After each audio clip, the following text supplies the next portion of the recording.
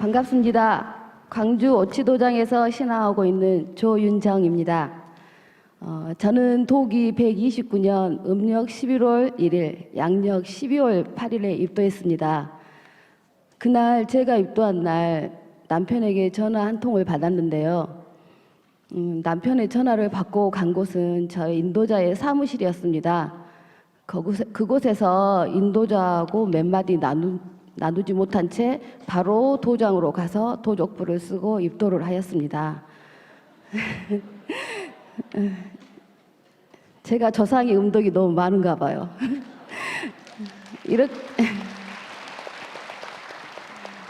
이렇게 상제님 진리도 모르고 입도를 했는데 상제님 진리를 만나서 저는 그전에 제가 부정했던 신과 하나님의 존재를 인정하게 되었습니다. 그전에 만약 하나님이 계신다면 이 세상이 이렇게 불공평하고 불의하지는 않으리라 생각했습니다. 그런데 이 불공평하고 불의한 세상이 모두 다 우주 입법에 나타나는 현상임을 증산도 진리를 통해 알게 되었습니다. 그리고 주제자 하나님이신 상제님을 도전을 통해 알게 되었습니다. 도전 1편 19장에 보면 하늘 천자에 하늘의 이치를 알았고 땅 지자에 땅 이치를 알았으면 되었지 더 배울 것이 어디 있겠습니까? 노시다가 시간이 되시면 가시지요 하시며 훈장을 돌려보내는 상제님을 보면서 하늘천과 땅지 단 이 두 글자에 세상 이치를 깨뚫으신 분이면 상제님이 틀림없다고 확신하게 되었습니다. 그리고 도전 2편 43장에 보면 내가 하늘과 땅을 뜯어 고쳐 후천을 개벽한다는 내용에서 상제님이 아니고서는 감히 누가 천지를 뜯어 고칠 수 있다고 말할 수 있겠는가 다시 한번 생각하게 되었습니다.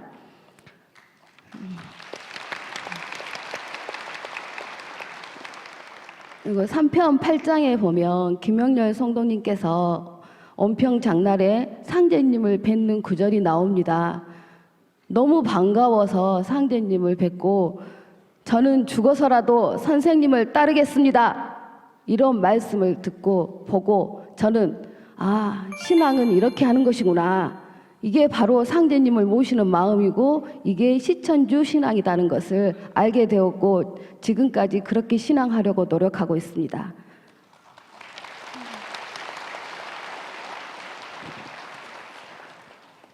도기 135년 겨울 어느 날 저는 제 동생한테 전화 한 통을 받았습니다. 언니 그때 언니가 뭐 한다고 그랬는데 그게 뭐야? 그래서 제가 증산도 이랬더니 동생이 그래? 난 대순인데? 이러는 거예요.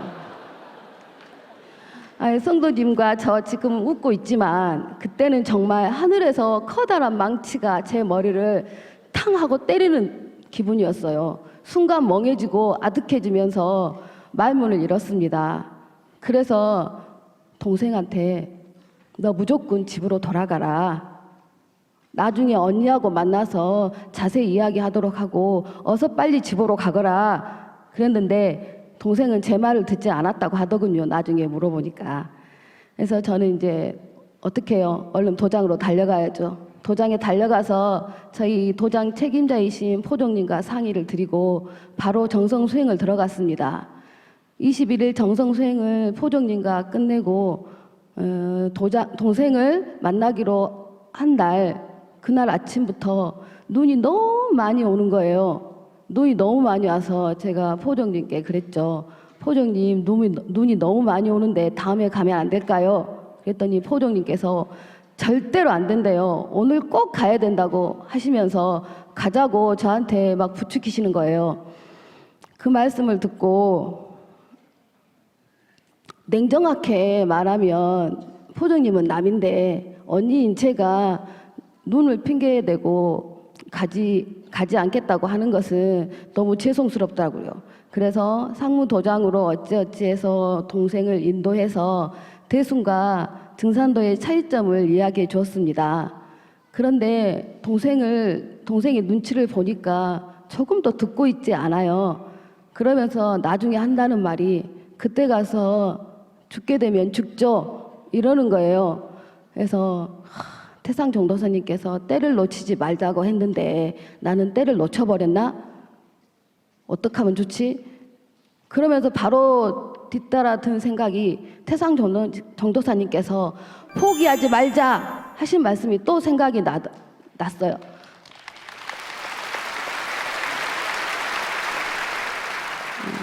그래서 그날은 동생하고 자매의 정이나 쌓고 완도에 내려가서 정말 사무치게 또 정성을 들여보자 하고 동생과 집으로 갔는데 동생이 저한테 증산도에 대해서 하나하나 꼬치꼬치 묻는 거예요. 동생은 저를 포기하려고 그랬답니다.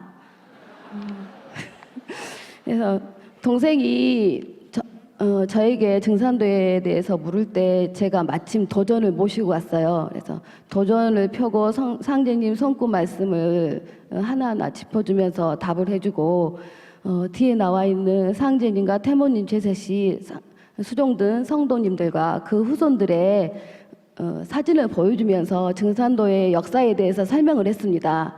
그것을 다 듣고 난 동생은 증산도가 큰 곳이구나.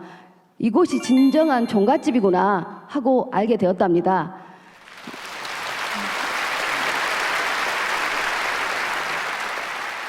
그래서 그 다음날 상무도장으로 가서 바로 입문하고 21일 정성 수행해서 입도했습니다.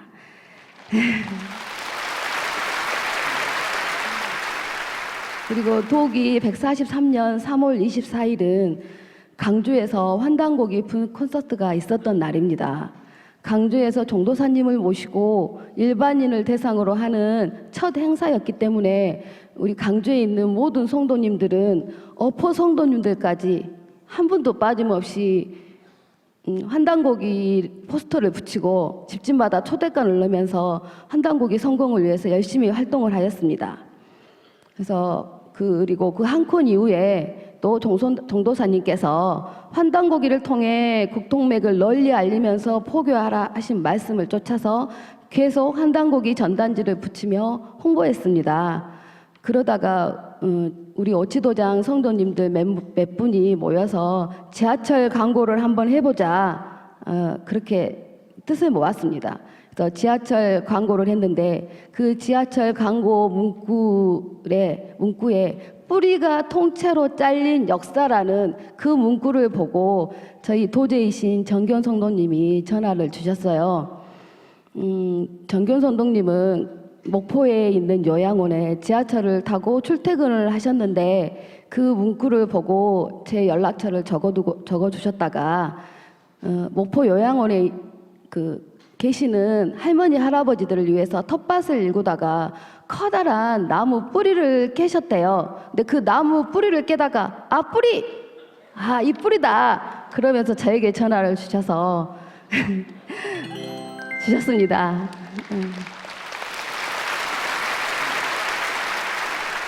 근데 여러분들도 환단고기 전단지나 포스터 여러 가지 개벽 이런 홍보를 하다 보면 대부분 무료 책자나 수업책자에 대한 문의를 해오십니다. 근데 정견 성도님은 환단고기 완역본을 구입하고 싶다고 하셔서 저에게 송금을 하라고 하였습니다. 그래서 제가 송금을 받고 서점에 가서 책을 사가지고 만나서 전해가지고 환단고기 세미나도 인도하고 항무도장에서 열린 팔관법 교육에 인도를 하여서 입도를 하게 되었습니다.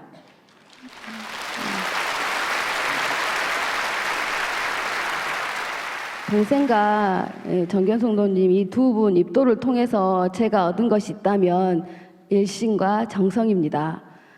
동생을 입도시키기 전부터 100일 정성 수행을 끊임없이 하고 있었어요. 근데 왜 나는 포교가 안 되지?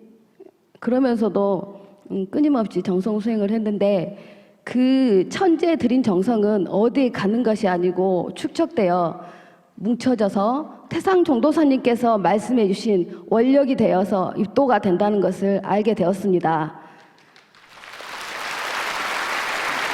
정견 성도님도 마찬가지십니다.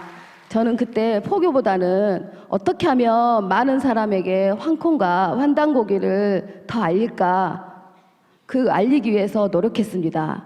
제 직업이 수학 과외 교사입니다. 그래서 학생들 집으로 이동할 때마다 환승하는 버스 정거장을 매번 바꿔가면서 짧은 시간이지만 전단지 한 장이라도 더 붙이겠다는 노력을 천지에서 가상히 여겨서 제가 항상 신고드렸던 정의로운 사람을 만나게 해준 것 같습니다.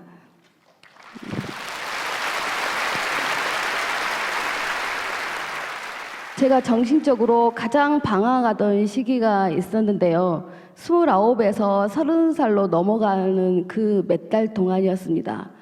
그 30 즈음에 든 생각이 이제 금방 30이면 곧 40, 50 이렇게 나이를 먹어서 나는 금방 죽겠네 이런 생각이 드는 거예요.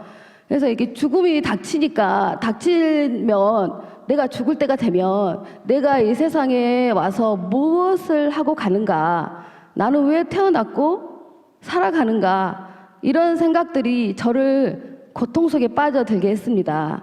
그래서 그때 처음으로 사람들이 이래서 종교 생활을 하고 신을 믿는구나 하는 생각이 들었습니다. 그래서 그러면 내가 성당에 한번 가볼까? 아니 절에 한번 가볼까? 근데 이상한 거예요. 왜 하나님을 믿을까? 부처님을 한번 믿어볼까가 아니고 성당에 한번 가볼까? 절에 가볼까? 제가 이런 생각을 하는 제가 너무 우스워서 그냥 생각에 그쳐버렸습니다. 근데 제가 이제 33살 때 입도를 했는데 지금 드는 생각이 그렇습니다. 만약에 그때 제가 입도하지 않았으면 40이 되고 신이 될 때마다 저는 항상 그런 정신적인 고통에 빠져서 너무 힘들었을 것 같습니다. 이런 정신적인 고통에서 제가 자유로워지면서 저는 정말 행복합니다.